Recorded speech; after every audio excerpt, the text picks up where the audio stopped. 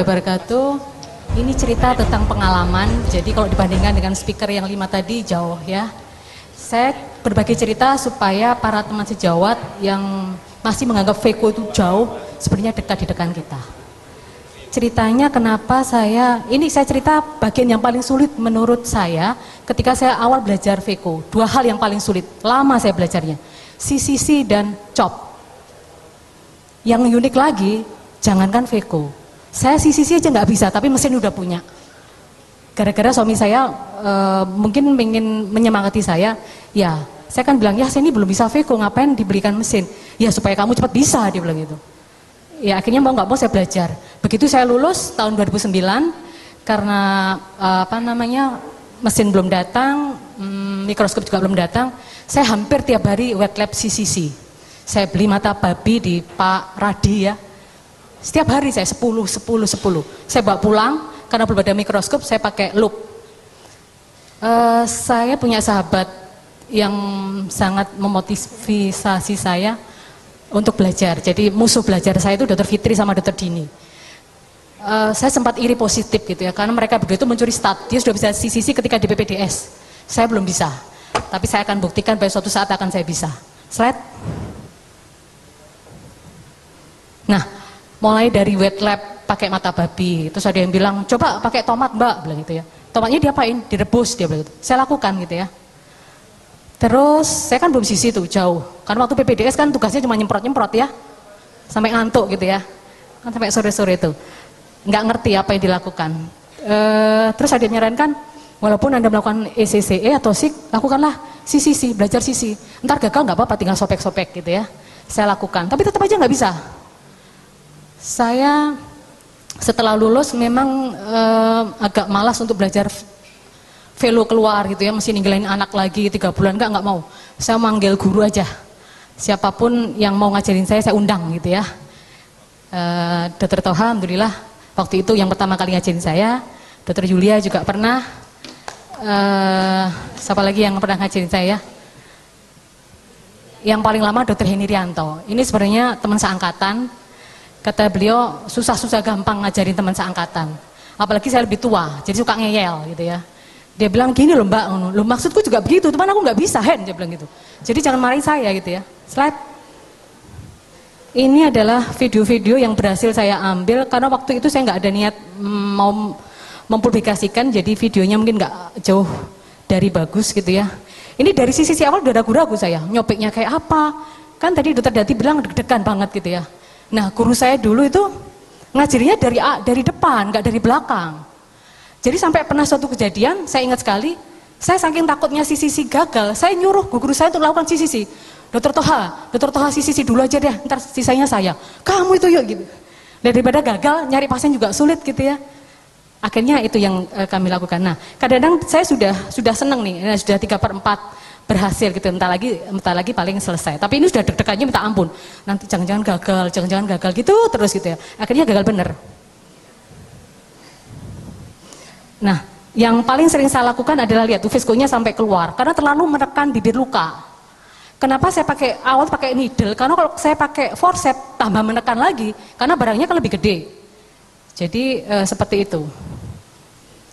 Dokter Fitri sebagai teman saya tiap hari yang menemani, dia bilang, mbak jangan ditekan, dia bilang gitu kan. Ya saya maunya nggak nekan Fit, tapi nggak tahu kayak gini terus, tuh akhirnya robek tuh di daerah situ, padahal tinggal 1/4-nya lagi ya. Jadi saya cukup lama belajar CCC. Kalau sudah gini sudah putus asa, ya, marah gitu ya, langsung saya sobek, udah ganti stick aja. Ini yang berikutnya. Karena pasiennya nggak kooperatif, saya fiksasi ya, pakai second. Jadi sejak awal itu merobeknya sudah ragu-ragu, walaupun sudah ini pakai forceps ini. Nah itu salah satu kelemahan saya adalah kadang-kadang jari saya itu menutupin gitu ya di mikroskop, jadi kelihatan tuh. Nah ketika pakai forceps tambah banyak lagi visko yang keluar tuh. Saya kasih anak panah, viskonya banyak yang keluar lagi. Ini semakin bikin BMD-nya semakin dangkal dan biasanya males masukin visko gitu ya. Kan yang dilihat video-video di YouTube itu kan enak banget gitu ya, nggak pakai masukin visko kok bisa gitu ya. Padahal kita masih belajar.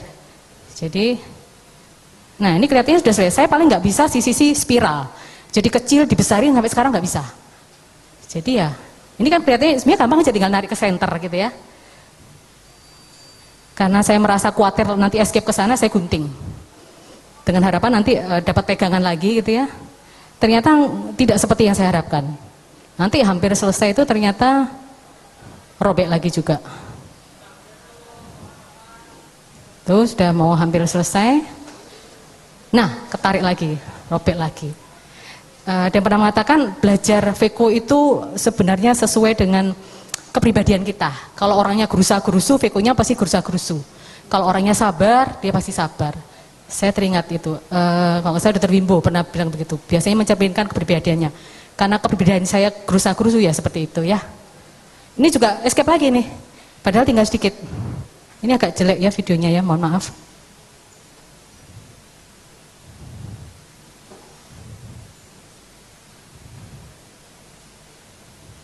Sudah mau selesai? Ya, saya pikir ini berhasil, ternyata juga akhirnya gagal. Karena terlalu menekan bibir luka, kemudian saya handle flapnya itu, kalau sudah mau escape mestinya ditariknya ke center.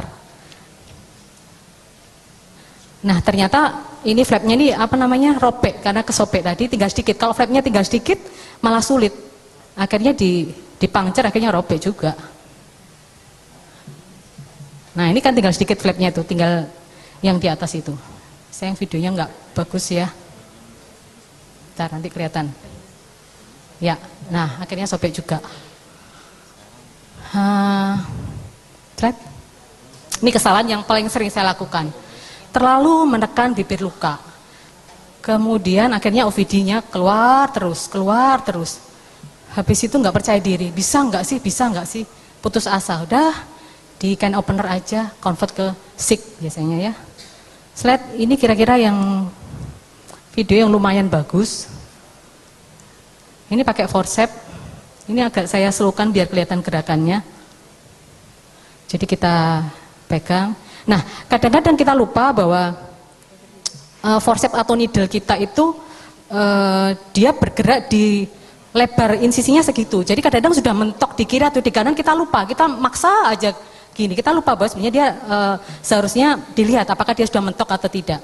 Itu ternyata yang sering saya lakukan. Sudah mentok ke kiri masih maksa aja dia gerakannya ke kiri terus.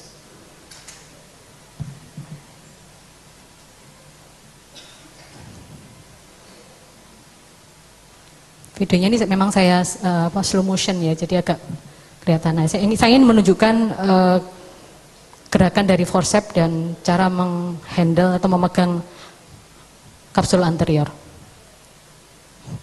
Jadi seperti yang disebutkan Dr. Hadi tadi, mau pakai forceps, mau pakai needle, tergantung kemampuan kita gitu ya.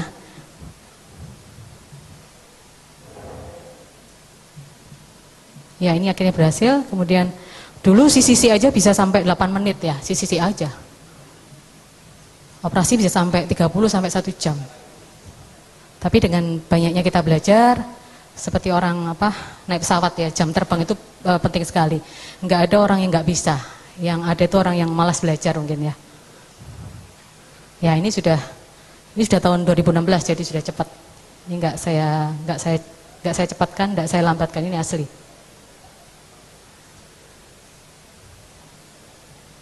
Ya. Teknik memegang kapsul anterior ada beberapa. Ada yang dibuat fold, dilipat, ada yang disobek gitu ya, ada yang dibuat lipatannya berkali-kali. Set. Nah, itu ada gambarnya. Yang pertama itu yang seperti yang sering saya lakukan, dilipat gitu ya, atau dipegang di ujungnya. Itu hanya bisa dilakukan kalau dia pakai forceps gitu ya. Kemudian itu disobek, ditereng ya, atau dilipat berkali-kali. Slide menurut saya hal yang harus diperhatikan adalah visualisasi kapsul anterior itu penting, harus bagus. Kadang-kadang untuk pemula saya merasakan kalau sudah koordinasi tangan kanan, kakinya lupa fokuskan. Jadi itulah fungsinya teman belajar gitu ya. Biasanya dokter Fitri atau dokter Dini, mbak belum fokus mbak, dia bilang gitu ya. Baru saya fokusin. Itu aja kadang-kadang bingung mana fokus gitu ya kakinya ya. Kemudian diwarnai, sampai sekarang saya masih melakukan pewarnaan ya, supaya visualisasi kita bagus. Jadi jangan menekan bibir luka, bisa dirasakan gitu ya. Ternyata dulu kesalahan saya seperti itu gitu ya. Jadi karena tegangnya, megangnya juga terlalu kenceng, akhirnya menekan bibir luka. Jangan malas untuk nambahin visco lagi. Jadi kalau masih seperempat kelihatannya banyak keluar, tambahin lagi. Karena dokter Henny dulu galak sama saya. Jadi kalau saya sisi nggak berhasil, saya nggak dikasih groove. Saya bilang, Hen, kamu kejem banget, saya cari pasien sulit tuh. Ya salahmu Kak Iso mbak, dia bilang gitu ya. Itu jadi saya tiap hari akhirnya beli mata babi ya, karena waktu itu belajarnya tiap hari Selasa. Terus kalau sudah kelihatannya mau escape, tarik ke arah sentral. Dulu saya kalau sudah di jam 2, jam 3 itu sudah deg-degan. Ya opo iki, nggak apa-apa, tarik sentral gitu ya. Yang bisiin kan banyak, tarik sentral nggak apa-apa, bisa. Akhirnya bisa gitu ya. Kemudian yang penting continuous, mau bentuknya kayak apa nggak masalah. Nggak usah bulat-lat nggak apa-apa, mau bentuk Pulau Bali, mau bentuk apa nggak apa-apa. Yang penting continuous. Mungkin itu yang bisa saya sampaikan, mudah-mudahan bermanfaat. Assalamualaikum warahmatullahi wabarakatuh.